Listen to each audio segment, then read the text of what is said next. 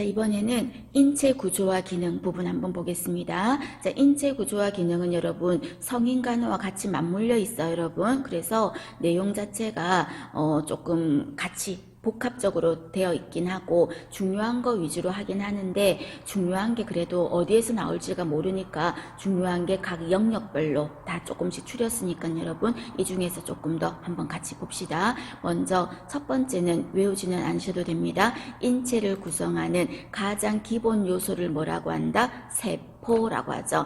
인체를 구성하는 가장 기본 요소는 세포예요. 그러면 신장을 구성하는 가장 기본 요소는 뭐였어요? 신장, 콩팥. 콩팥을 구성하는 가장 기본 단위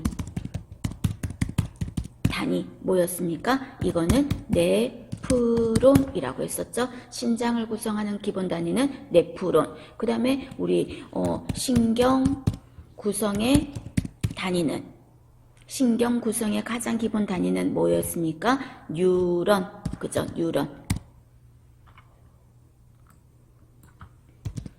그래서 인체를 구성하는 기본 단위는 세포, 신장을 구성하는 기본 단위는 네프론, 그 다음에 신경을 구성하는 기본 단위는 뉴런이라고 했습니다. 그래서 인체를 구성하는 세포가 모여서 뭐가 된다? 조직이 되겠죠. 결합, 조직 이런 거 있죠. 세포들이 모여서 조직이 돼. 그럼 이 조직들이 모여서 어떻게 모여가지고 위 또는 뭐 여러 가지 장기 있죠. 위, 간 이런 식으로 위, 간, 폐 이런 장기를 만드는 거죠. 그게 기관. 그러면 이렇게 했을 때 위, 그 다음에 십이지장, 공장, 회장 이런 게 모이면 소화기계라고 할 거고 또는 폐, 기관, 기관지 뭐 이런 게 모이면은 호흡기계라고 하겠죠. 그래서 가장 기본 단위는 세포고 그 세포들끼리 모이면 조직이 되고 조직이 모여서 덩어리를 만들면 장기, 기관이 되고 그 장기들이 비슷한 역할을 하는 장기들이 모이면 호흡기계, 소화기계, 내분비계 이런 식으로 개통이 된다는 거. 하나 참고로 보시고요. 자, 그 다음에 밑에 보시면 혈액부터 보겠습니다. 혈액의 기능입니다. 혈액의 기능. 이거를 달달달 외우지 마요, 여러분. 눈도장으로 보시면 됩니다. 눈도장으로. 자, 그러면 혈액이 하는 일은 어떤 일을 합니까? 라고 돼 있는데 먼저 조금 신경 쓰이는 게 노폐물을 배설한다 이래 말하면 여러분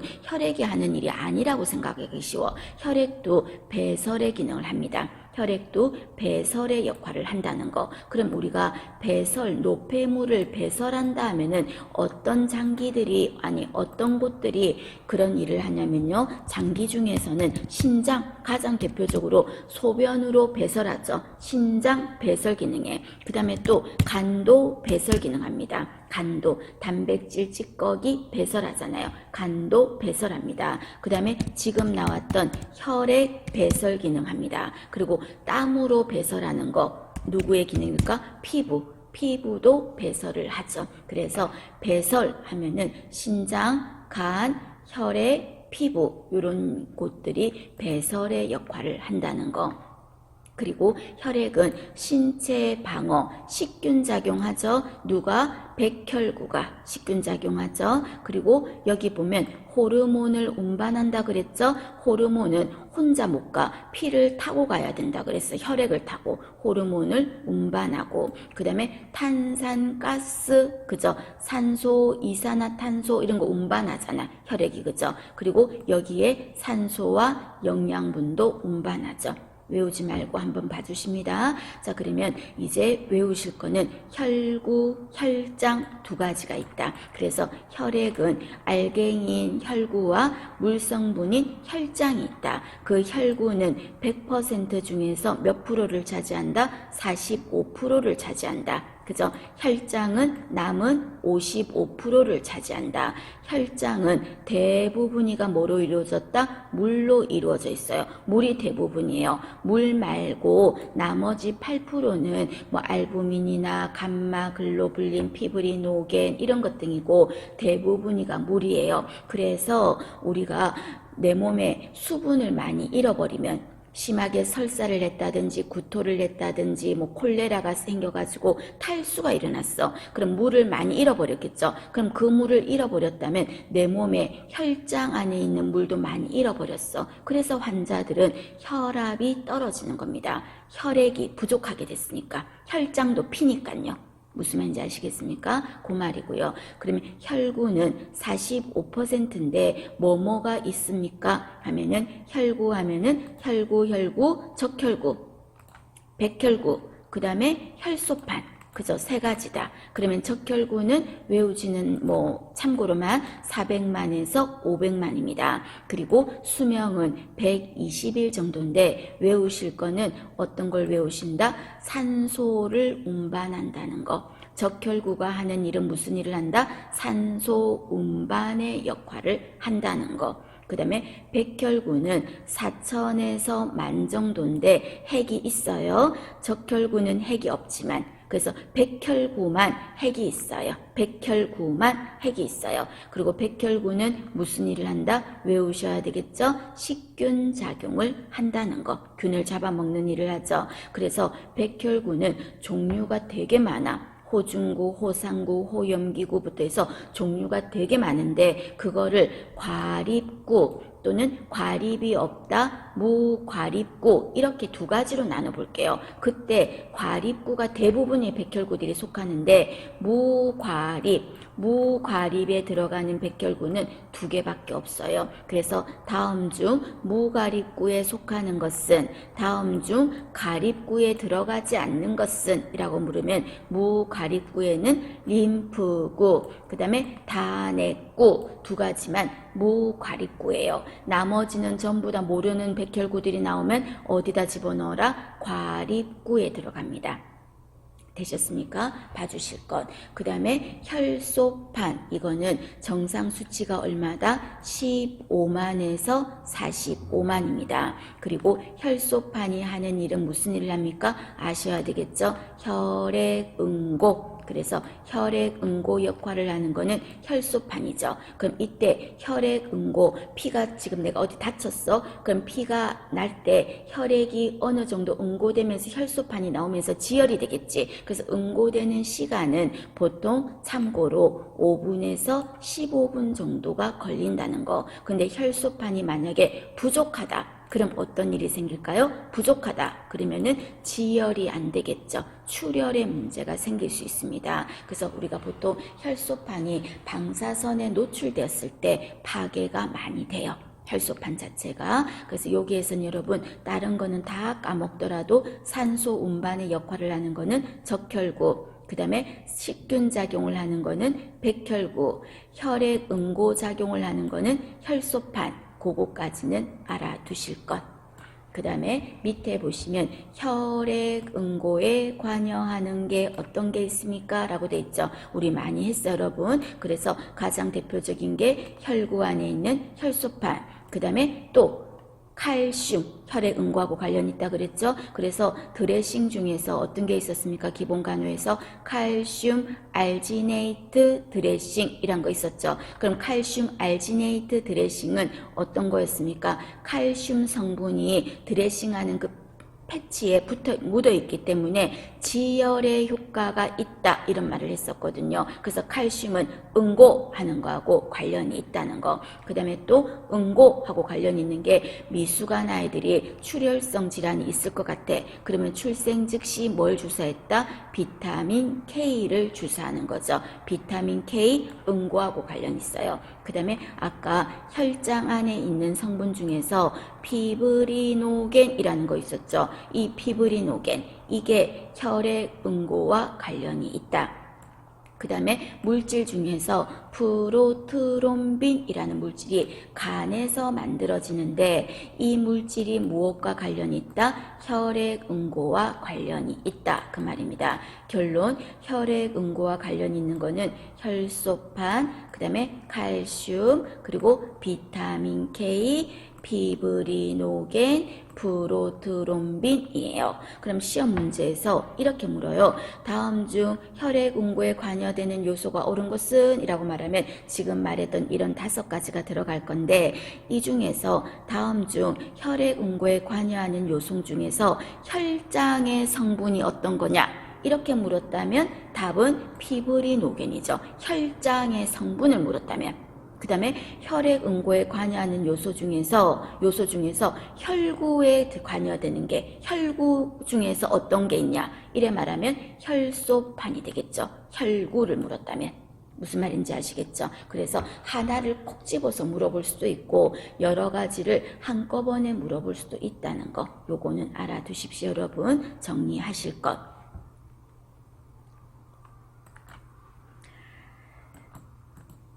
자, 그 다음에 이번에는 순환기계, 혈액순환에 대해서 한번 보겠습니다. 자, 못 그린 그림이지만 그냥 간단하게 제가 늘 말씀드리는 거라서 그냥 이렇게 그냥 했어요. 자, 먼저 심장 있죠? 우리가 응급 환자를 구하는 구명순위 1순위에도 어떤 사람이 들어갑니까? 흉부손상 환자가 가장 우선순위야. 왜 흉부손상 환자가 가장 1순위였습니까? 흉부에는 뭐가 있다? 심장, 그리고 폐가 있으니까. 그래서 심장과 폐는 가장 소중한 곳이다. 그럼 심장은 어떻게 나눌 수 있다? 어떻게 나눌 수 있습니까? 오심방, 그리고 자심방, 오심실, 자심실. 그래서 두 개의 방과 두 개의 뭘로?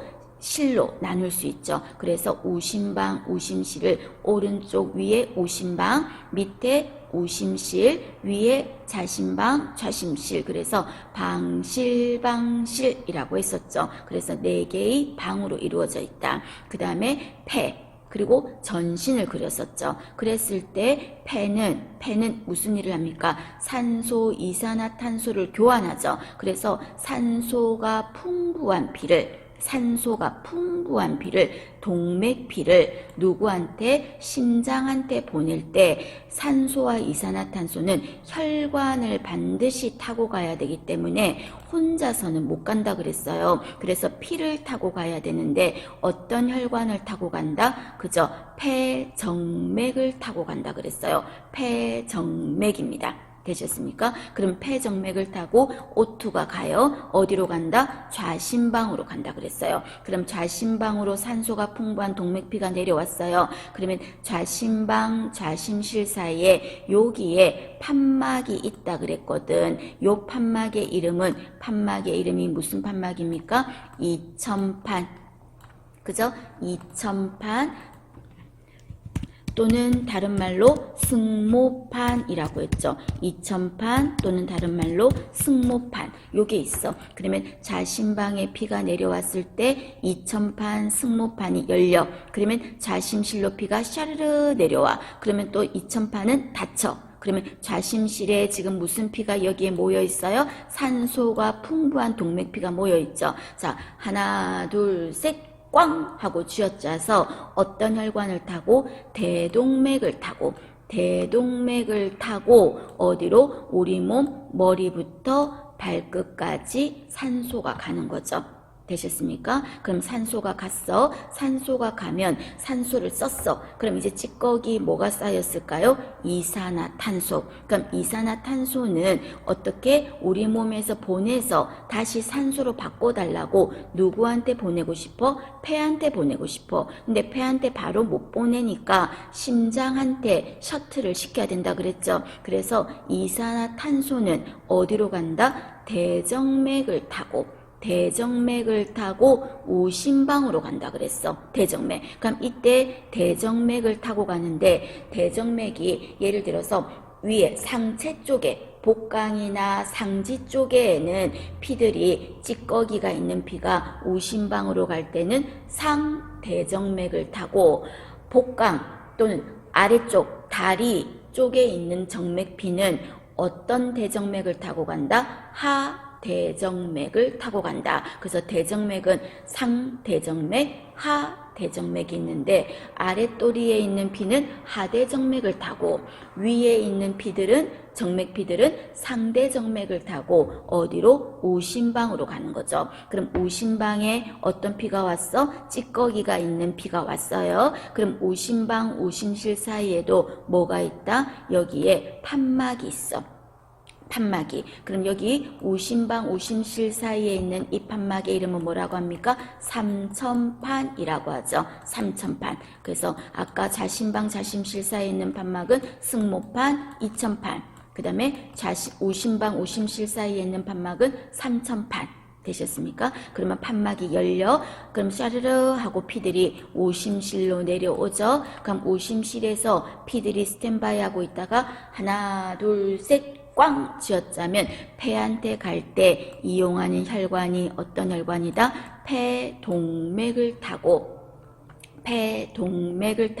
어디로 간다? 야, 산소로 좀 바꿔달란다 하고 폐한테 주는 거죠. 그러면 이 폐는 다시 산소를 바꾸어서 오케이 하고 산소를 어디로? 폐정맥으로 그리고 좌심방으로 그리고 판막문 열리면 좌심실로 자심실에서 하나, 둘, 셋 쥐었자면 대동맥을 타고 머리부터 발끝으로 전신에 가고 이번에는 찌꺼기가 쌓였어. 찌꺼기는 대정맥을 타고 상대정맥, 하대정맥을 타고 오심방으로 가고 그리고 판막이 열리면 오심실로 피가 와서 어디로? 폐동맥을 타고 폐로 간다 그랬습니다.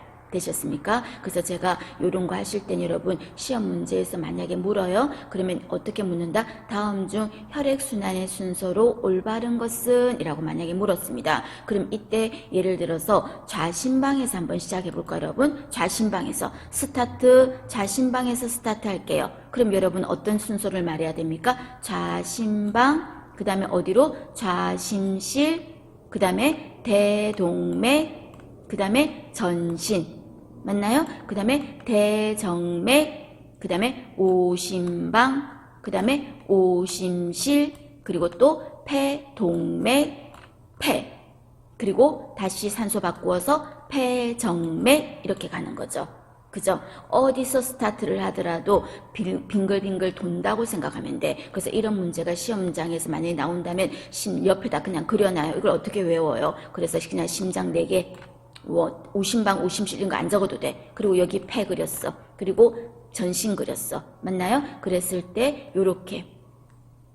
그죠? 요렇게. 그 다음에 전신에서는 오심방, 오심실, 폐, 동맥, 폐 이런 식으로 그려놓고 여러분이 생각하면 보기에서 금방 찾을 수 있다는 거. 그래서 혈액순환의 순서 알아두실 것. 자, 그 다음에 또 하나 참고로 여러분 동방결절이라는 게 오심방에 위치하는데 얘는 어떤 일을 하냐면 우리 마라톤 같은 거나 뭐 할 때 페이스메이커 역할하는 거 있죠. 뭔가 규칙적으로 뭔가 조절해주는 역할하는 거. 그래서 심장은 규칙적으로 심박동이 뛰잖아요. 그래서 심장이 막 갑자기 빨라지고 갑자기 느려지고 하지 말고 건강하다면 규칙적으로 박동을 해야 된다. 심장이 뛰어야 된다. 이거를 조절해주는 페이스메이커로서의 역할을 하는 곳이 어디다? 동방결절이라는 부분이 있다. 단답형으로 그냥 간단하게 보시고요. 그 다음에 우리가 오심방, 오심실, 좌심방, 좌심실이 있는데 이 중에서 여러분 다 중요해. 찌꺼기가 있는 피가 가는 오심방, 오심실도 중요하고 산소가 가는 좌심방, 좌심실도 중요하지만 어디가 가장 중요하다? 내 몸의 피를, 산소가 풍부한 피를 어디서 아지트에서 마지막으로 스탠바이 합니까? 좌심실에서 스탠바이 하지. 그럼 이때 좌심실은 이 피를 쫙 스탠바이 하려고 버텨줘야 되니까 일을 제일 많이 했기 때문에 좌심실 벽이 우리가 굳은 살도 많이 배겨서 벽이 가장 두꺼워요. 그리고 압력도 가장 버텨줘야 되니까 세요. 그래서 시험 문제에서 심장의 구조 중에서 벽이 가장 두껍고 압력이 가장 높은 데가 어디냐? 이래 말하면 좌심실이라는 거. 되시겠습니까? 알아두십시오.